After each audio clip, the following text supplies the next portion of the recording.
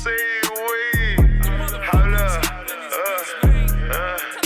I got options. I got options. I got options. I got options. I got options. I got options. I got options. This guy got four flavors for real. I got options. I got options. I pick a bit, flip a bit, tip a bit, crap for the time. No, I can't pip a bit. Trap nigga, high whip a brick at the same time while I flip a bit. I got options. I got options. I got options. I got options. I got options. Oh man, I'd have beat that. If he caught him, man, he better. If that shit real, he better work that nigga. I know for a fact Papa Legba was not trying to hurt this girl. She just needed a little spanking. Y'all do good, be good. No, I'm just playing. Let's just clear the energy.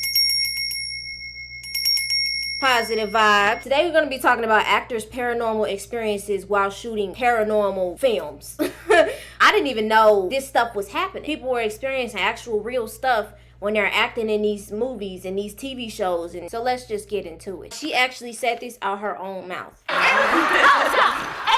she's not here. So Emma's like, and I'm like, I won't do it.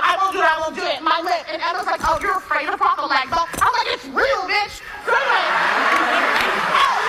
mind you, the first thing that happened, I called Sarah, and Sarah believes me immediately. Sarah's like, do you want to come to my house right now? I will hold you like a baby. And I was like, I got it. So we all have to say these words. I refuse to say it, and I feel bad. I'm like, fine, I'm gonna say it. And I start feeling a finger here. I don't say anything to anyone because everybody already thinks I'm crazy. The finger moves down, down, down. All of a sudden, what happened, ladies? My top lip, the other lip, 5 times bigger. They have to rush me. They have to rush a medic in again. And the only thing that was the same was those goddamn Papa Legba words. Do not do this at home, you guys. That's what I'm saying. I'm talking about these actors who be acting out these movies and really in TV shows and really be experiencing paranormal stuff. Man, that's real. Like my favorite scary movie. It ain't really scary, but my favorite horror film of all time, or franchise, is Child's Play. I love Chucky. Chucky and Freddy Krueger are the funniest niggas ever to, you know what I'm saying, crack jokes while they killing you. That's just, it's funny. You know what I mean? But I found out that even the Dumbledore chants, like, is real. That's a real deity and all that stuff. Like, you know what I'm saying? So you gotta watch you really do gotta watch when you watching these movies. When they doing these shits, they doing it on purpose, bro. I think, you know what I'm saying, having these chants and, you know what I mean. I don't know. That shit crazy. Let's get into another story. Have you guys ever heard about weird things happening on horror movie sets? Well, I'm going to tell you about the 1982 film Poltergeist. Aside from the real human skeletons for the pool scene, Poltergeist was my shit, nigga. Man, what? Caroline? there was also, What? Did you... Real human skeletons? Is they tripping? Are they tweaking? What's wrong with them? What is wrong with them? Stupid. That's ghetto. Why are you... What? That's ghetto. See, they setting themselves up for failure. They know what they're doing by putting real human skeletons on a movie set. On a movie set. You know what you're doing. Yeah. I ain't even gotta watch the rest of this video. They're acting out rituals during the movie itself now. Like, they've probably been doing it, but if this is a new thing, this is deeper than you can expect, because they know people love horror films. You understand what I'm saying? And doing these rituals during the movie, so, you know what I'm saying, it sticks in as many copies that goes out, however many times that you watch it on Netflix, in the movie theaters, you know what I'm saying? If they still got drive-ins, I don't know. I ain't seen one in a while, but I'm just saying, like, every time, no matter where they got the movie playing, that ritual is constantly going over and over again, playing over and over again in your household, on your street. Think about how many people probably watch this movie within the radius of your house, your kid's school. Oh, man, that shit crazy. To know that this poltergeist set was haunted. malfunction of the clown puppet that was created to choke Robbie. But when it started actually choking the actor, and Steven Spielberg had to jump in and save the child. Then, after filming was complete, Heather O'Rourke died from an untimely strange death. She died of cardiac arrest and septic shock caused by undiagnosed intestinal issue. 2 cast members of Poltergeist and another 2 from the sequels faced untimely strange deaths after finishing the films. I remember watching this one when I was 13 years old, and it was just so creepy. If you guys like these kinds of videos, let me... What? Let me do some research. She's funny. That's my girl. Her and that one girl. My guy. They be getting on niggas, bro. They getting on niggas' head. They get on them. Wanna be woke. But she be having good content, though. I ain't gonna hold you.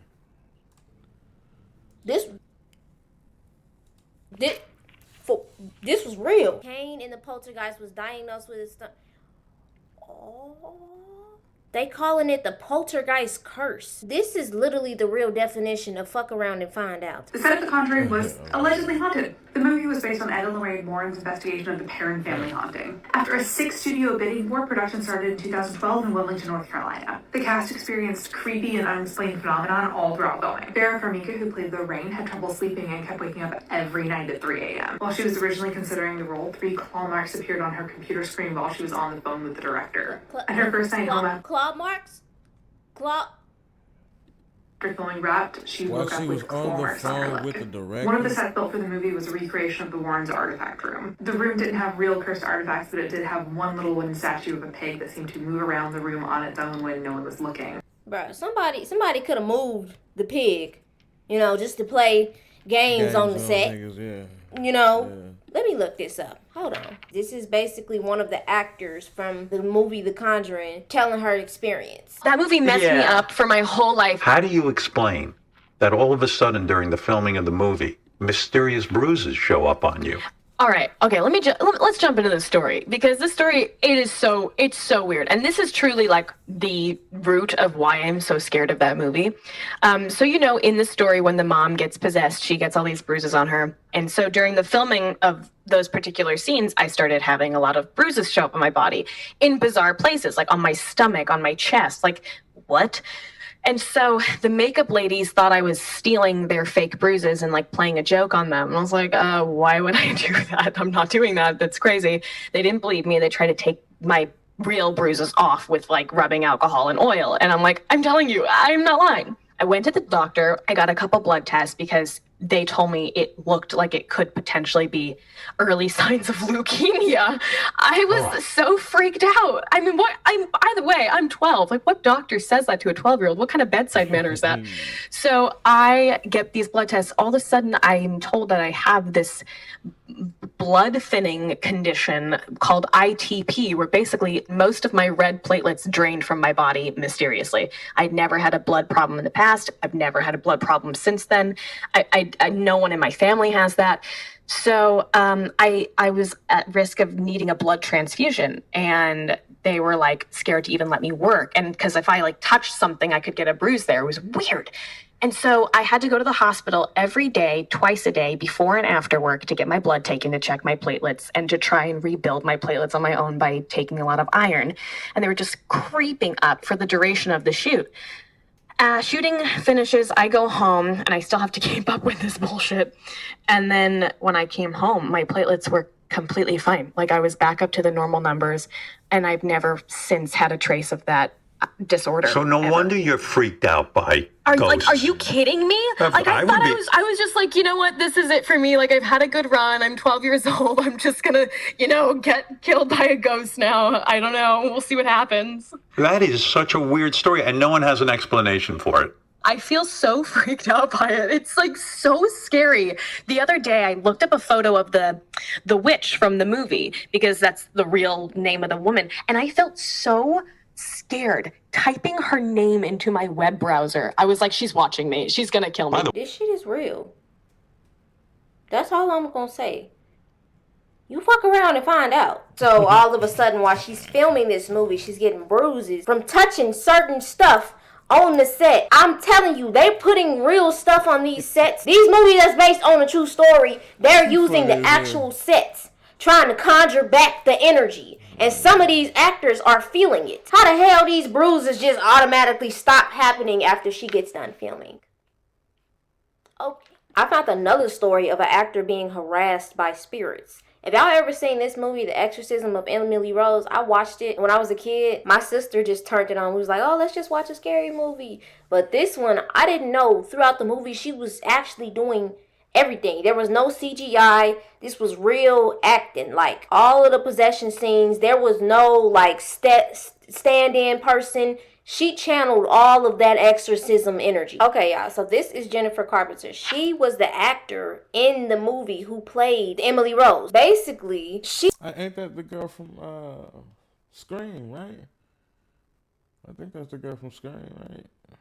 She said that her radio would turn itself on in the middle of the night several times while she was filming the movie in her hotel room, right? And it would also play one section of a Pearl James song, which is titled Alive. And it recited the phrase, I'm still alive, over and over and over again. This movie was based on a true story. Okay, so I kind of want to give y'all a little reminder of the Emily Rose situation and why that song that was playing, I'm Still Alive, to the actor, it was freaking her the heck out. Because this is the story of the real person who was experiencing this that they based the movie off of. This girl had 67 exorcisms performed on her. Anneliese Michaud was a 16-year-old girl living in Germany in 1968. When she began blacking out and entering trance-like states, doctors thought she was suffering from seizures, but her brain scans were normal. She was given medication, but she started hearing the voices of demons, having visions of the devil, and developed an aversion to holy objects. Her family sought out a priest, and in 1975 she had her first exorcism, but it didn't work, and every exorcism after that seemed to only make her worse. She refused to eat, but when she did, she ate spiders. She grew violent with superhuman strength, would growl, and speak about things she shouldn't have any knowledge of. This went on a year until she died at 23 years old from dehydration and malnutrition. At the time of her death, she weighed 68 pounds, and her knees were broken from repetitive genuflections. That is so sad. Oh my God. So now you can see why it's actually like really weird that song kept playing to the actor, I'm still alive, I'm still alive, I'm still alive. So y'all remember Evan Peters, right? Who played Jeffrey Dahmer. He said he's so traumatized by the acting that he had to do. He doesn't even want to play any more bad guy roles. Play a lot of these characters is hurting his soul and him as a person. Besides being so exhausted and like drained from playing such disturbing characters, he said sometimes that these characters bleed into his own life. Evan said that in his own life he would find himself getting like unnecessarily agitated or like screaming in traffic or something, and he would have to remind himself that that's not who he is and he's not these characters. And that's what I'm trying to tell you. These actors having to channel these beings, these people who actually did this real stuff in life. Like, you start to take on that persona and that energy. I'm gonna tell y'all what else spooky situation shocked the shit out of me. Did y'all know that Nightmare on Elm Street was based on a true story? She funny as hell.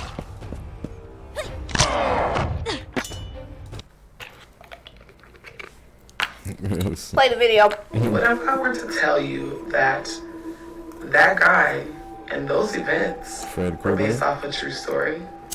Get your literal popcorn. Oh my God, y'all. This air is on in the house and it's already making me like... Hi, my name is Noah. I'm a spooky spiritualist, and on my page we talk about death, spiritual reparations, haunted people, places, and things, and how you can fuck around and find out. If you're not following me, I invite you to. Happy spooky season. And on today's episode of Fuck Around and Find Out, we are going to be talking about the icon, the legend, the person that you don't want to show up in your dream, Freddy Krueger. And how that story came What I just say, Chucky and Fred Krueger was the funniest. Man, that was funny, a certain article in the LA Times made this movie. And if you thought Wes Craven was that creative, God bless his soul, then you're mistaken.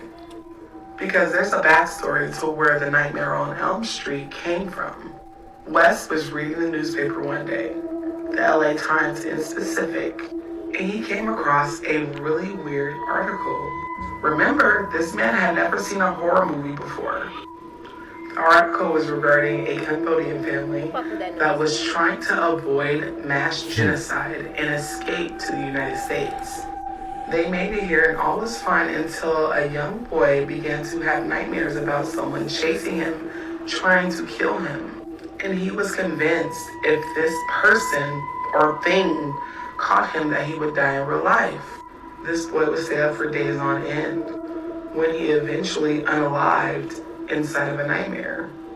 But that wasn't the only article in the LA Times that Wes Craven read. There were several other articles about people from Laos, Cambodia experiencing the same thing. None of the articles connected these people that were unaliving in their dreams together. All of them had something very similar in common. When the medical examiner would go in to take the body out, they all found coffee makers to keep them awake and sleeping pills that were never used. But that's not all. What? Once Wes Craven went down the rabbit hole, he learned that there were plenty of young men that came from these Asian countries that were dying in their sleep and complained of nightmares and a figure chasing them in their dreams. Many young men in Laos were literally going to sleep and never waking up and complaining of the same things. So much so that they gave this phenomenon a name. SUNDS. S-U-N-D-S. Sudden Unexplained Nocturnal Death Syndrome. The ailment affected young men between the ages of 20 and 30 years old. Many of the men were for the Hmong community and were recruited by the CIA, agreeing to fight the North Vietnamese in the Vietnamese War, turning their backs on their own people. Between 1978 and 1981, there were 13 nocturnal deaths reported, and all of them were employed by the CIA and were Hmong. And according to the LA Times, all of the deaths occurred between 10 p.m. and 8 a.m. Many of the victims were found dead, but some did survive. The medic got there in time and found their hearts racing to the point of stopping. With so many Hmong men passing away from the same types of ailments, they started to try to put the pieces together and couldn't. And some Hmong people believed that they were being punished for turning their back on their own people. Wes Craven went on to shop this movie from this newspaper article to several large Hollywood producers, including Universal, and they turned him down. And The Nightmare on Elm Street went on to produce 8 other sequels. And while this idea was a box office smash, it is also a gentle reminder to do good and be good, because the Hmong men that all passed away or experienced this person or thing chasing them in their dreams and murdering them, and then some of them, most of them actually dying, was spiritual reparations. Y'all remember to do good and be good. What the fuck? Bro, y'all don't understand. Y'all don't know. Y'all need to really understand that movie, Dreaming, imagine, like, what do you do in your dreams? Like, when you haven't seen a movie where it's like somebody's trying to catch you in your dreams and then you have a dream about that. Man, I'm telling you, that used to freak me out. Never did I ever watch another Freddy movie again. I'm not playing with none of that. None of it. I rebuke it. Actually, let's just clear the air real quick. Clear. Right. Clear. I'm really glad that you're still here to see me talk right now, because I want to let y'all know what is about to go on for the next week. Okay, so as y'all know, I've been trying to make sure that I'm interacting with y'all and getting out my thoughts or my interests at that moment, and just, this is my safe place where I can be myself and do my little investigations. So I've been uploading, you know, I won't upload no longer than after 3 days. Y'all gonna see a video. But I've been like trying to upload consecutively with y'all about the things that's been interesting me, and I've been on it. I've been on point with trying to upload for y'all. But I do want to let y'all know this rest of the month, I'm going to be out of town. I'm going to be spending some time with family, going on vacation. When it hit November 2nd, because I'm